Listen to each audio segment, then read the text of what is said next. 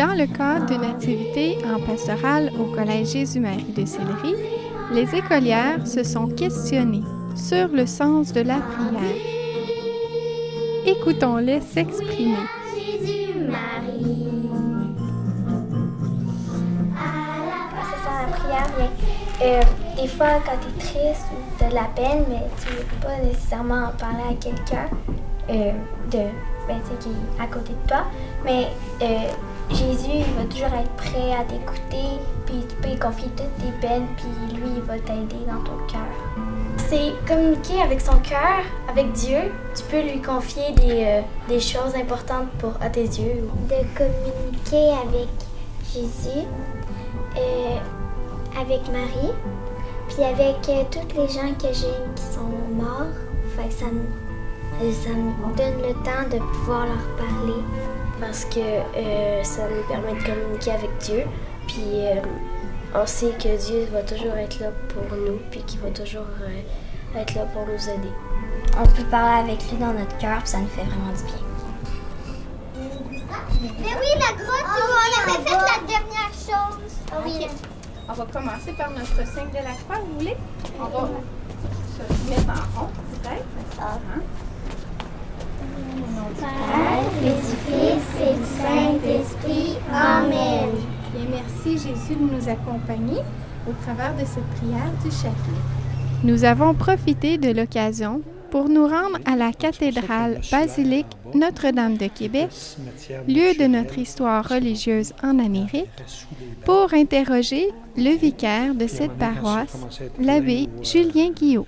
La prière, essentiellement, c'est relation à Dieu. Évidemment, qui va s'exprimer de façon personnelle, individuelle ou collective, communautaire. Mais c'est l'idée de se mettre en relation avec Dieu. Mais il ne faut pas penser que quand on se met en relation avec Dieu, qu'on se coupe des autres. Habituellement, la prière, c'est quelque chose qui qui habite toute notre personne. Et souvent, quand on prie, on est habité de préoccupations de d'autres personnes, ceux qu'on aime, ceux qui nous sont plus difficiles à aimer. Et donc, même si ma prière est individuelle, elle a un caractère communautaire. Elle me met en lien avec Dieu, mais avec moi, il y a toutes les personnes que je porte dans mon cœur, dans mes pensées.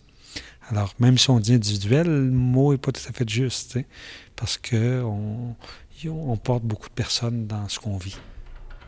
Moi, je l'ai fait gentiment, mais il a compris que... Et ce qui est intéressant dans la prière, parce qu'il y a des formes différentes, elle peut s'adapter à ce qu'on vit comme personne. Des fois, on a plus le goût de prier de façon communautaire. Donc, participer, disons, à la messe du dimanche, participer à un pèlerinage. Et déjà, là, le pèlerinage a quelque chose de particulier parce qu'il est plus physique. Alors ça, c'est intéressant. Et des fois, on a plus, j'ai le goût d'être recueilli dans le silence. Donc ça, c'est une autre forme.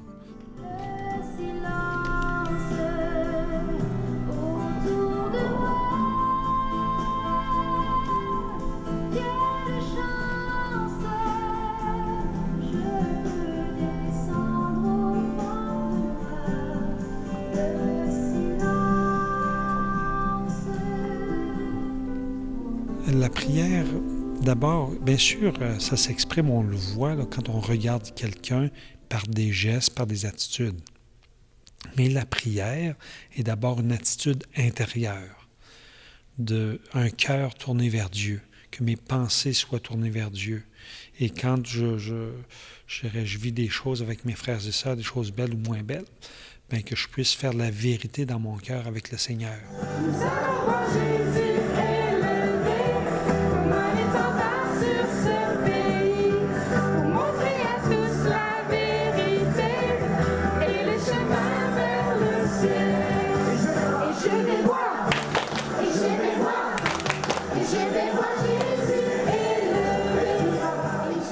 Moi j'aime ça, c'est le fun parce qu'on peut danser puis chanter en même temps de prier. C'est comme si on envoyait une sorte de message, puis joyeux. Moi j'ai trouvé ça le fun parce que pour ceux qui n'aiment pas ça, prier à genoux, ça c'est une autre façon de prier, puis pour eux ça doit être plus le fun de prier.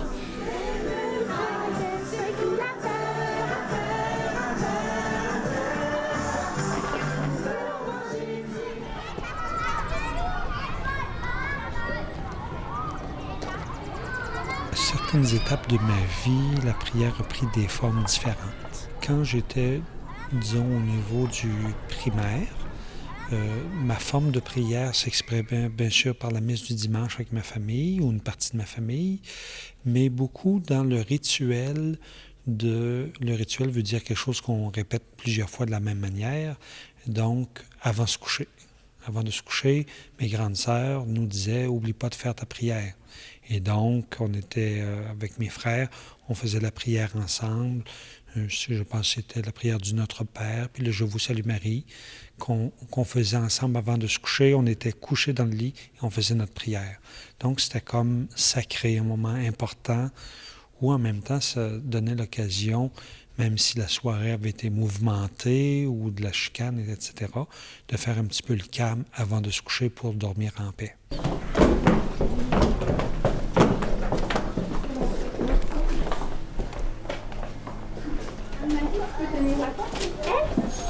Et moi, qu'est-ce que ça change pour moi? Ça fait comme me dire que peu importe où est-ce que je vais être, peu importe qu'est-ce que je vais faire, le Seigneur, il va toujours être avec moi, puis il va toujours être prêt à m'écouter, que je sois, exemple, en train de danser, en train de chanter à la piscine, n'importe où, là, il va toujours m'écouter.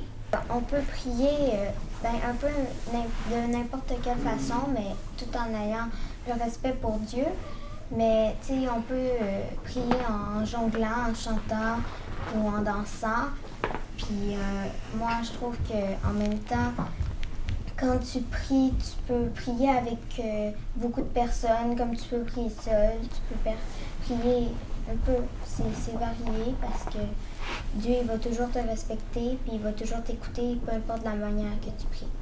Moi, il me l'a dit dans mon cœur que quand j'ai prié, il me l'a dit que n'importe où que je sois, il allait être là pour moi dans tous mes problèmes, dans mes joies, comme dans mes peines.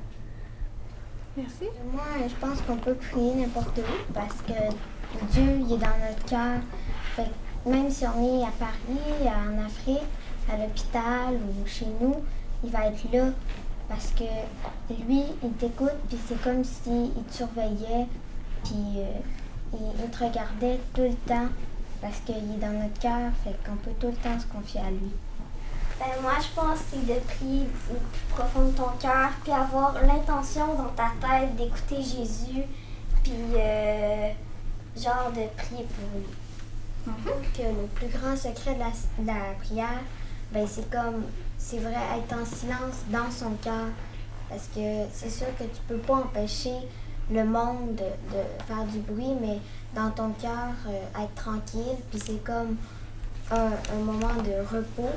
Comment Jésus prie-t-il? Il fait un peu comme nous, il fait juste parler avec son cœur. Il priait surtout à son Père, Dieu, puis il priait aussi la prière qu'il nous a apprise, le Notre Père.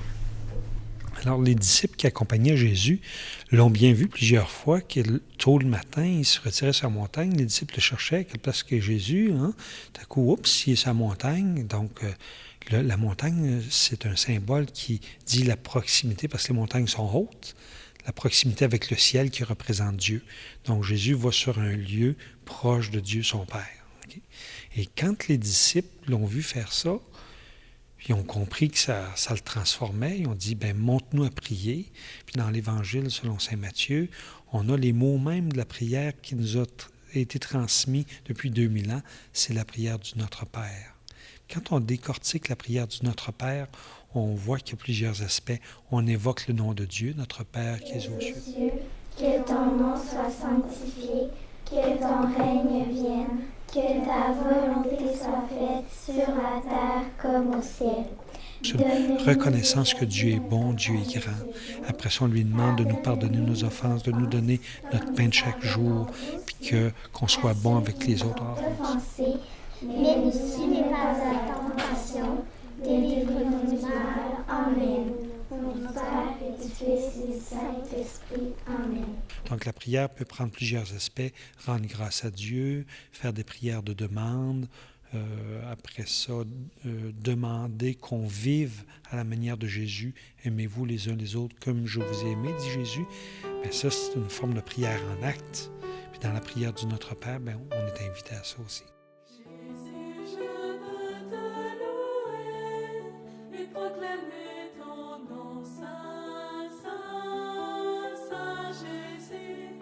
Jésus, Jésus, je veux te louer et proclamer ton nom saint. Ouais, les fruits de la prière, ils peuvent être multiples. Hein? Des fois, ça peut être l'aspect de se pacifier, c'est-à-dire que la paix vienne en dedans de nous. Hein? Juste le fait de s'arrêter quelques secondes, ça met une paix intérieure. Puis là, on est plus disponible aussi à l'autre. Quand je fais ma prière avant la rencontre avec quelqu'un, je suis en train de dire au Seigneur, aide-moi à accueillir l'autre. Jésus, merci d'être là et de nous soutenir tout le long des examens, des classes, comme de nos moments difficiles, comme des chicanes avec des amis ou que nos parents se chicanent. Merci de nous aider tout au long de notre vie. La prière, c'est la simplicité, accepter de dire ce qui anime mon cœur. Puis quand on est avec des gens avec qui on est en confiance, puis quand on est, ça c'est vrai qu'entre chrétiens, habituellement, c'est très facile de se faire confiance. Puis quand on partage une prière à haute voix, on sent qu'on est respecté, qu'on peut l'exprimer. Même si des fois nos mots ne sont pas tout à fait justes ou corrects ou qu'on bafoue un petit peu, les gens sont très, très bons puis ils accueillent la prière. Donc, ça a un effet de communion. Il nous donne le fruit de l'amour dans notre cœur. C'est un moment important, puis il faut que tu en prennes soin. Parce que des fois, tu te dis « Oh, je suis grosse, je suis pas belle, mes amis m'aiment pas. » Mais en fait, Jésus, lui, il va t'aider à que tu aies plus confiance en toi. J'ai plusieurs sentiments quand je viens de finir de prier. Ben oui, j'ai un sentiment de réconfort parce que j'ai pu me confier à Jésus. J'ai aussi un sentiment de joie de savoir que je suis pas seule puis que Jésus sera toujours là. Même si tu te sens seule, ben il y a lui qui va être là.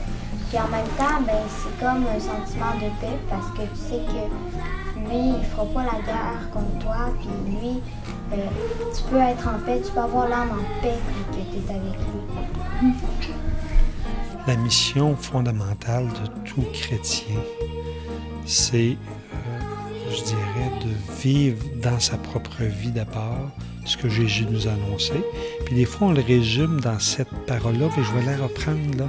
Puis il y a un mot bien important dans cette phrase-là. Quand on dit « aimez-vous les uns les autres comme je vous ai aimé », le mot le plus important là-dedans, c'est le « comme », c'est-à-dire à la manière de Jésus. Et les saints, c'est qu'ils ont vécu à la manière de Jésus pour leurs frères et sœurs. Donc, la mission du chrétien, c'est de vivre tellement comme Jésus, hein, dans le respect de l'autre, tout ça, que les autres vont découvrir que, oups, lui, il y a quelque chose de spécial qui le distingue des autres. Ça nous donne une petite touche de réconfort dans notre cœur, parce que ça fait vraiment du bien de parler à Jésus.